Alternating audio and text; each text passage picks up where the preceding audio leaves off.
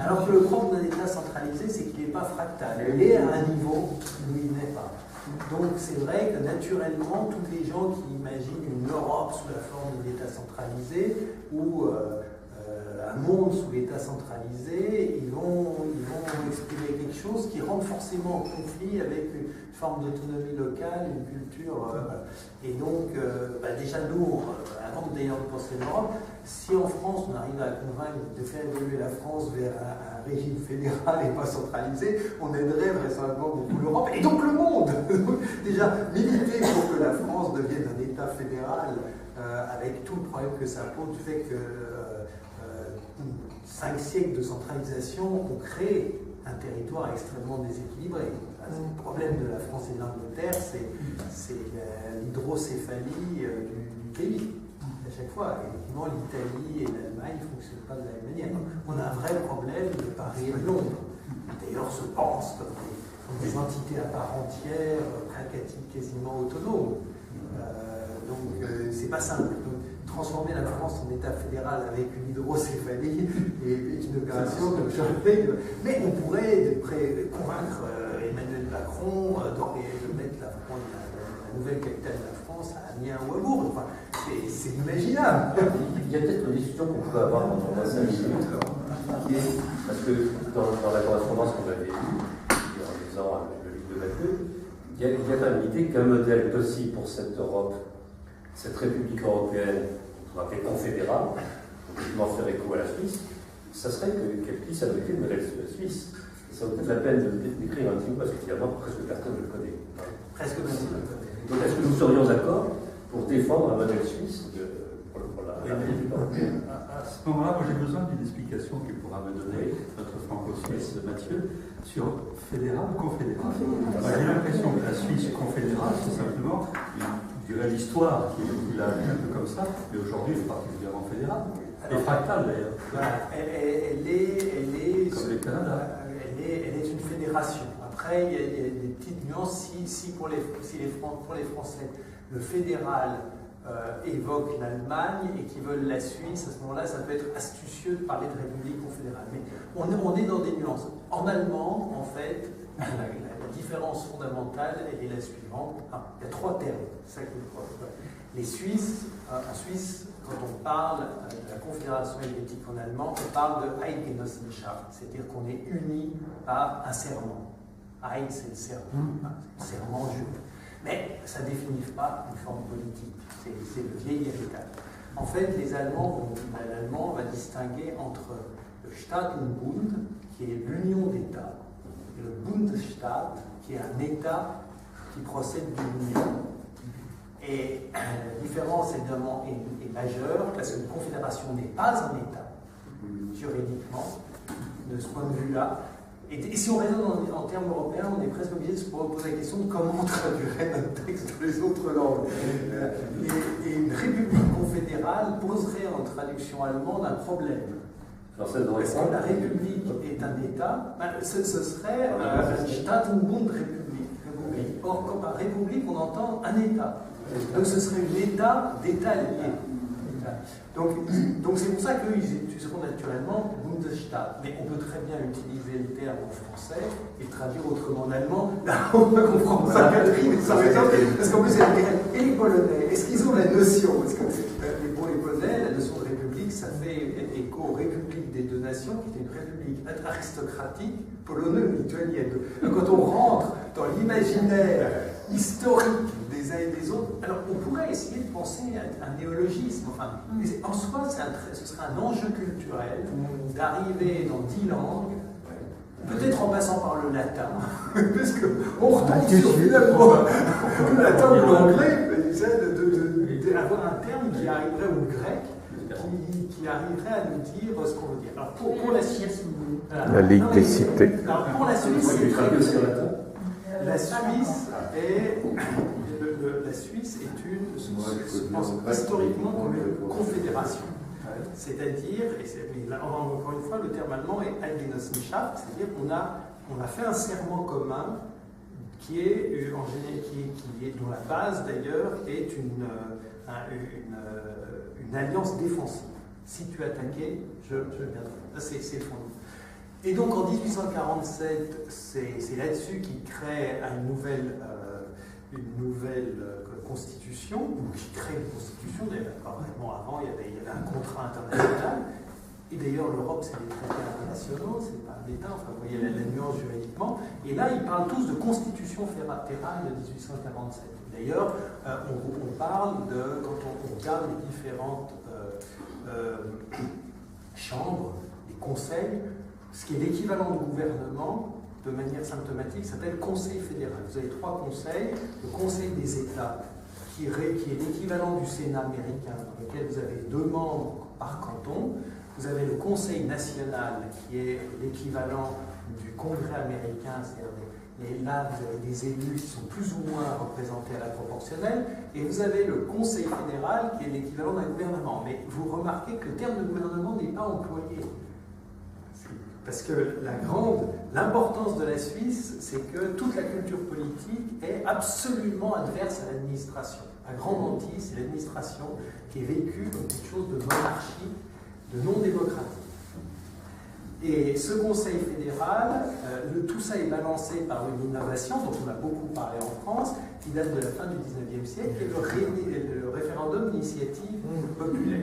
Mais avec une grande différence avec la France, c'est comme vous n'avez pas un président, un référendum ne peut jamais être interprété comme pour ou contre le président. Alors évidemment, quand vous avez un régime présidentiel, c'est pratiquement inévitable que les gens votent pour ou contre le gouvernement en place. Donc c'est vrai qu'à la fois je suis très favorable au RIC, et en même temps je vois bien que le RIC aurait tout son sens si par ailleurs on passait à une 6e République qui était non présidentielle. Donc, je suis très balancé là-dessus. Et alors l'avantage de ce Conseil fédéral, et c'est ça qui je crois, est fondamental, c'est qu'il résout notamment une question qui est problématique dans le multilinguisme, ça veut dire quoi un président, s'il y a au moins 10 voire 15 langues européennes, dans quelle langue il va s'adresser aux citoyens? Donc je pense que le présidentialisme et même le système à l'allemande de chancelier ne collent pas, parce que d'une manière ou d'une autre, vous avez forcément un gouvernement ou une direction qui va être collégiale.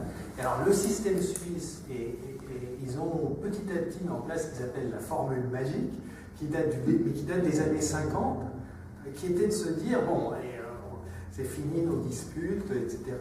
Donc dans le Conseil fédéral, vous avez 3 critères qui vont rentrer fondamentalement en compte.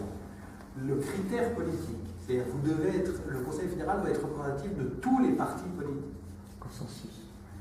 Alors, on appelle ça le consensus. En fait, non, c'est que c'est le Parlement qui va trancher. Donc, le Conseil fédéral est un espace de négociation. En cas de négociation, le Parlement peut trancher, et donc il peut trancher de manière différente. Et surtout, vous avez le référendum d'initiative populaire. C'est que si les gens ne sont pas contents, vous avez cette épée de Damoclès. Et donc, ce qui amène les partis à négocier, c'est de se dire, on prend un gros risque si on passe de... Donc, mais là-dessus s'ajoute une représentation linguistique. Il y a toujours 4 membres germanophones et normalement 2 francophones, et il y a une alternance, le membre italophone qui est soit germanophone, soit italophone, et donc les italophones trouvent qu'ils ne sont pas, mais ils sont juste un canton de petite taille, enfin bon, je passe. Le 3e critère historique était le critère religieux. Il fallait un équilibre entre les catholiques et les protestants, puis ensuite il y a eu mais ce qui a été plus ou moins résolu avec le fait que les socialistes étaient athées ou agnostiques, et il y a eu les libres penseurs qui étaient représentés. Et maintenant rentre la question du genre. Alors évidemment, c'est complètement antinomique, et effectivement, vous avez au moins 3 membres qui sont des femmes. Alors c'est complètement antinomique avec une représentation de l'excellence à la française, parce qu'au fond, vous assumez au moment où vous êtes nommé, que vous êtes nommé parce que vous représentez, vous complétez un quota. Et ces membres sont élus un par l'ensemble du Parlement, mais après négociation entre les gouvernements. Alors ceci dit, il y a eu, ça pour la petite histoire, c'est assez intéressant, il y a un parti récemment, l'UDC, qui est l'équivalent, on va dire, de Orban et Kaczynski, qui a essayé de rompre avec ça. C'est un parti du centre qui a été lentement dérivé grâce au génie d'un sale type qui s'appelait Blocher, Christophe Blocher. L'horreur. Mais et donc qui est un gars qui a fait du fric, Zurich, etc. Bon, qui d'ailleurs a fait une grande partie de sa carrière en surfant sur le sentiment anti-allemand, parce que vous avez beaucoup d'Allemands très formés et pas riches qui viennent travailler, qui prennent les places des Suisses allemands. Enfin, il y a une vraie tension. Et Blocher a essayé de faire deux choses. D'abord, il a essayé en fait de présidentialiser le régime. Mais ce qui est très intéressant, donc le problème qu'il y a eu, c'est que les partis ont commencé, notamment les partis minoritaires, comme le Parti socialiste, ont utilisé un peu le système de référendum d'initiative populaire en initiant eux-mêmes. Alors que l'idée au début n'était pas que ce soit les partis qui... Donc Blocher a récupéré ça, et notamment, il a lancé un référendum pour l'élection du président de la Confédération au suffrage universel. De manière très intéressante, les Suisses ont refusé. Ce qui veut dire que quand en France on dit oui, mais les Français, ils adorent la présidentielle, c'est uniquement parce qu'on leur a dit c'est ce qu'il y a de plus démocratique. Mais un peuple qui n'a jamais eu ce système-là, il est le premier à dire qu'en fait, on n'a pas envie d'être gouverné par un homme, c'est la servitude volontaire. C'est assez intéressant. Il a échoué, et donc finalement, ils ont été ramenés à due proportion. Donc l'extrême droite, on va dire, où l'équivalent est très forte en Suisse, elle est au-delà de 20, elle est au même niveau que le Front National, mais le système le gère et les contient. Et de fait, en leur ayant laissé des bouts de pouvoir, en fait, comme ils sont confrontés au réel, ils sont en train d'être en perte de vitesse parce qu'ils ont montré qu'ils n'avaient pas de solution. Et ça, c'est très intéressant de la manière dont on gère ce mouvement-là, plutôt que de vouloir les contenir dans un coin et avoir un système qui les intègre, qui les met aux responsabilités, notamment la fameuse votation qu'ils ont fait pour les étrangers. Alors, sachant qu'il faut voir que la Suisse, du fait de sa petitesse, c'est un État qui n'a aucune inertie, etc., a 25% de ces travailleurs qui sont étrangers. Et je peux vous dire qu'en Suisse, les travailleurs étrangers, ce n'est pas les éboueurs. Donc il faut quand même comprendre que dans la sociologie suisse, il y a énormément de Suisses de milieux populaires qui sont commandés par des Français, des Italiens, des Allemands. Donc ça vous crée encore plus d'amertume.